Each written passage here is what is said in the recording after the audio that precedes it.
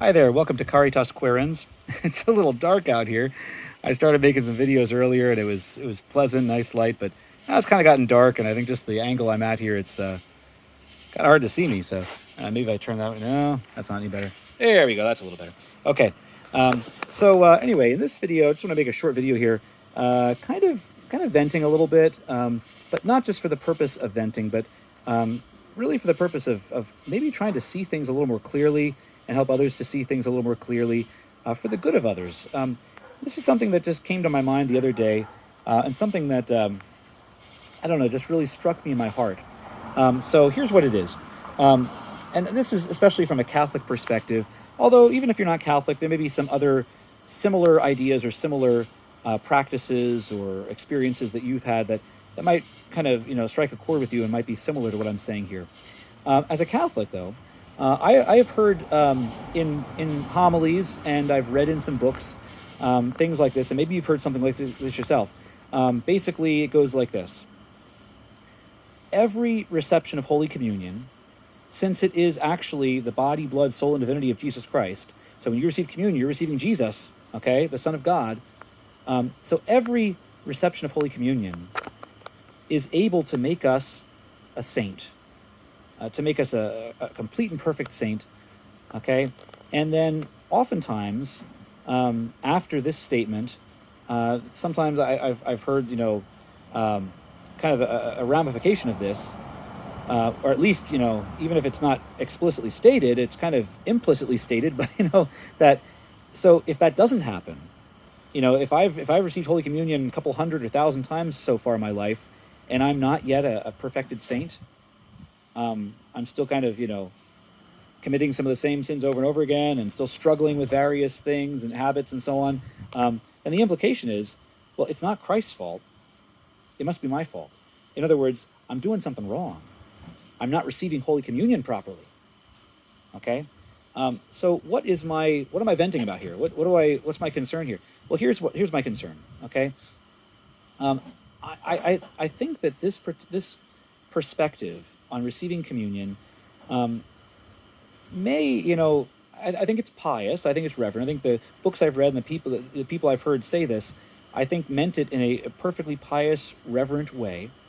But I think it can be problematic. I think it kind of sees grace and the way that God works in us through grace, almost from a sort of magical perspective. It sees grace almost as a kind of magic. The idea being that, you just say the right words, or you do the right thing, and abracadabra, now you're transformed, Now, I'm not at all claiming here that Christ is not perfect. I'm not claiming that he's not God. I'm not claiming that he doesn't have the power to transform me instantaneously, okay? Not at all. I believe that. But I'm wondering if that's really what his intention is in Holy Communion. I'm wondering if his intention is, as long as you come with the right preparation or the right state of heart or something like that, that I will perfect you instantaneously. I will make you an instant saint. I'm not so sure that that's really what his intention is. And why do I say that? Well, because it doesn't seem consonant with our human nature, with who we are as human beings. And we know that God respects our human nature. I mean, he created it, right? So, think about it. God created us as beings who develop gradually. We can see this in the physical realm, the psychological realm, and I think it applies to the spiritual realm as well. We grow and develop gradually. You don't just tell a child one thing and they automatically know how to do it. You don't just feed a child one meal and expect that now they don't need to eat anymore. That they just they're a perfect adult now, a perfectly mature and complete human being. Of course not. We know that these things take time, and that's the way God created us. So if that's the case physically and psychologically, it makes sense to me that it would be the way we develop and mature spiritually as well. In fact, I was thinking of Psalm 84, where there's the line that they go from power to power. There's this implication that people develop spiritually from power to power. step by step, gradually. That sanctification is a process, not a once and done thing, not something that we can expect to be perfected in one act, even the act of Holy Communion. It makes sense to me. So why am I kind of venting about this? Why do I think this is such an issue? I mean, isn't it kind of just even if the people who say these things, even if they're mistaken or maybe they're stating things unclearly, isn't it kind of pious and they're just focusing on like the power of Christ and the fact that he's got all the resources? It's kind of like what St. Paul says, that in giving us his son, that hasn't God given us all things with him? So if we receive Christ, the Son of God, in Holy Communion, aren't we receiving all things with him, all the resources we need? Of course. But maybe Christ adapts himself to where we are when we receive him. Maybe he accompanies us step by step and gives us what we need at that time. Okay, like if a person is sick, oftentimes the treatment might not be, like let's say you have to take a certain antibiotic, 2 times a day for 7 days. If you just take all of it at once, guess what? It's probably not going to do the trick, and in fact, it might even harm you. We take a little bit at a time. Maybe Christ works the same way in our souls. Maybe he gives us a little bit at a time, accompanies us, healing us little by little as we go along. And it kind of troubles me a little bit because I know personally this kind of view has had some traumatic effects on me.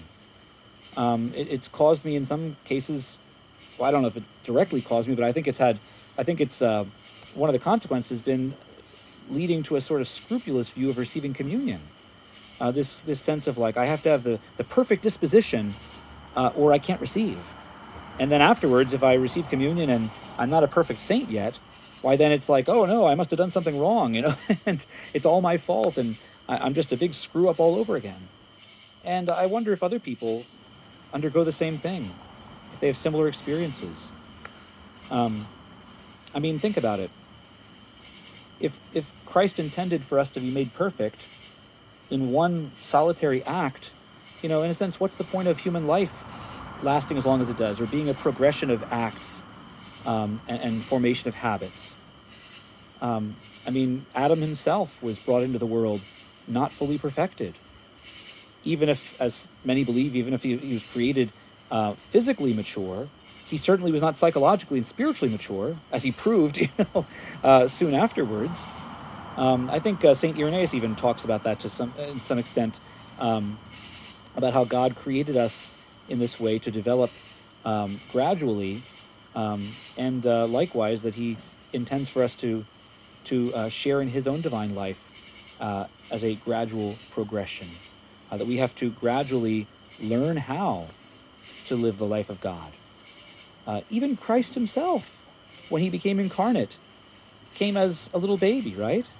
And the scripture says explicitly that he grew in stature and wisdom and favor with God and men. I'm not sure I really truly understand exactly what the implications of that statement are, but it's there.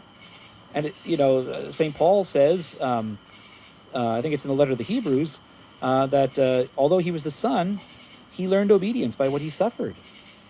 So there was even room for Christ in some way to develop.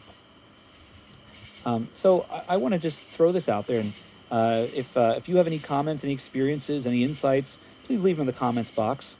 And if you're maybe the kind of person who has believed this view or has said this to people, well, one proper reception of communion is enough to make you a saint, I kind of hope that you'll think about that and think about, is that true? Is that really Christ's intention to perfect each of us with one perfect reception? Is there such a thing? Can we receive him perfectly? Am I not still imperfect? And if I'm still imperfect, then am I even capable of receiving Christ perfectly? And if that's the case, if I'm not even capable of receiving him perfectly, then why encourage me to do that?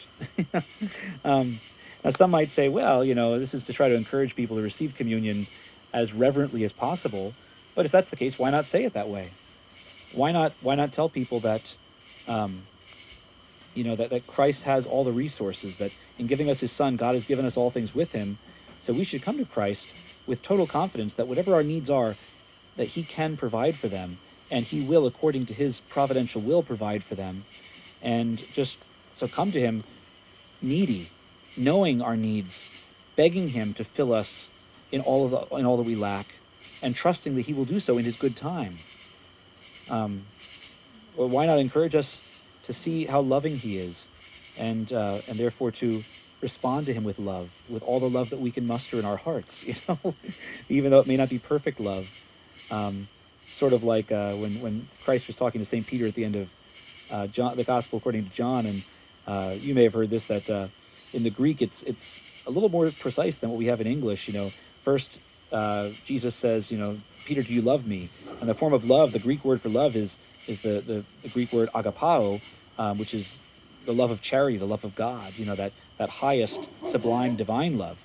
And Peter answers, I love you, but it's the Greek word phileo, the love of friendship, a lower love, a more human sort of love. And then again, Christ asks him, and Peter replies the same way. And then finally, Christ asks him a third time, and now he says, do you love me, using phileo. So Christ, even there, kind of adapts himself, accommodates himself, if you will, to where Peter's at, and accompanies him at that level, accepts his phileo love, his philia love, his love of friendship, if he's not at that moment, in a sense, capable, or doesn't think he's capable of that agapao love, that love of that divine love. So maybe he does that for all of us. So anyway, if you enjoyed this video, please like and subscribe, share it with others you think might benefit from it. And again, I'd love to hear from you. Any insights, anything you agree with, disagree with, anything you think I could be doing better, or any of your own personal insights, I'd love to hear from you. Until next time, thanks for watching, and adios.